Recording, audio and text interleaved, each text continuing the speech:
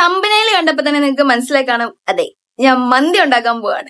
Hello guys, welcome back to our channel. അപ്പൊ നമ്മുടെ ഇന്നത്തെ വീഡിയോ തമ്പനയിൽ കണ്ടപ്പോ തന്നെ നിങ്ങൾക്ക് മനസ്സിലായി കാണും, അതെ ഞാൻ മന്തി ഉണ്ടാക്കാൻ പോവാണ്. എനിക്ക് ഒരു വട്ട മന്തി ഉണ്ടാക്കിയ എക്സ്പീരിയൻസ് ഉള്ളൂ.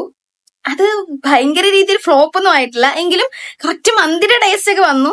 പക്ഷെ എനിക്ക് അങ്ങോട്ട് സാറ്റിസ്ഫൈഡ് ആയില്ല. പക്ഷെ ഒരു വട്ടം കൂടി ചെയ്ത് നോക്കാന്ന് വിചാരിച്ചു. ഒരുപാട് വീഡിയോസ് ഒക്കെ റെഫർ ചെയ്തിട്ട് എനിക്ക് ഇഷ്ടപ്പെട്ടു എന്ന് തോന്നുന്ന ഒരു വീഡിയോസ് ഞാൻ കണ്ടില്ല. ഇഷ്ടപ്പെട്ടെന്ന് വെച്ചാൽ കുറച്ചുകൂടി ഈസി ആയിട്ട് എല്ലാവർക്കും പെട്ടെന്ന് ചെയ്യാൻ പറ്റുന്ന രീതിയിൽ ഞാൻ അങ്ങനെ ഒരു വീഡിയോ കണ്ടില്ല. കുറേ സമയം എടുത്ത് കുറേ രീതിയിലൊക്കെയാണ് കാണിക്കുന്നത്. പക്ഷെ നമുക്ക് പെട്ടെന്ന് ഒരു മന്തി കഴിക്കാൻ തോന്നിക്കഴിഞ്ഞാൽ ഉണ്ടാക്കാൻ പറ്റുന്ന ഒരു രീതിയിൽ ഞാൻ കാണിച്ചു തരാം. അതും ഭയങ്കര ഈസി ആയിട്ട്.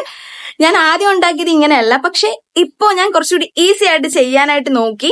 അപ്പൊ നമുക്ക് വീഡിയോ സ്റ്റാർട്ട് ചെയ്യാം. അതിനു മുമ്പ് നമ്മുടെ ചാനൽ ആരെങ്കിലും ആദ്യമായിട്ട് കാണുന്നുണ്ടെങ്കിൽ ചാനൽ സബ്സ്ക്രൈബ് ചെയ്ത് സപ്പോർട്ട് ചെയ്യാം. അപ്പൊ നമുക്ക് വീഡിയോ സ്റ്റാർട്ട് ചെയ്യാം. മാരിനേറ്റ് ചെയ്ത ഹാഫ് ചിക്കൻ ആട്ടോ ഞാൻ എടുത്തിരിക്കുന്നത്. കുരുമുളക് പൊടി, ഉപ്പ്, മുളക് പൊടി മാത്രം ഇട്ടാണ് ഞാൻ മാരിനേറ്റ് ചെയ്തേക്കുന്നത്. ഇതിലേക്ക് പച്ചമുളക്, ഗ്രാമ്പൂ, പട്ട, ഏലയ്ക്ക, ഉണക്കനാരങ്ങ, കുരുമുളക്, ക്യാപ്സിക്കം, സവോള, പിന്നെ ഒരു 2 ചെറിയ മാഗി ക്യൂബ്സ്, ശേഷം ഇഞ്ചി വെളുത്തുള്ളി പേസ്റ്റ്, വെജിറ്റബിൾ ഓയിൽ. ഞാൻ ഇവിടെ എടുത്തിരിക്കുന്നത് സൺഫ്ലവർ ഓയിലാണ്.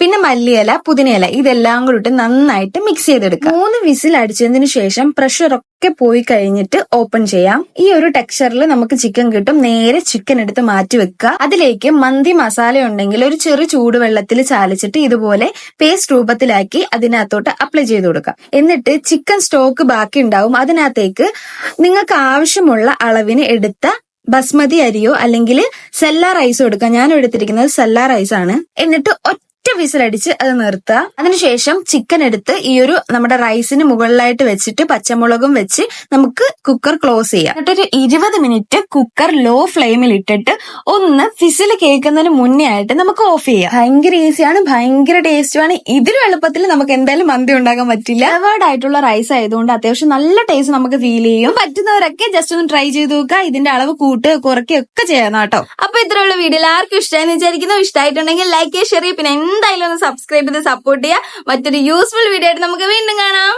ബൈ.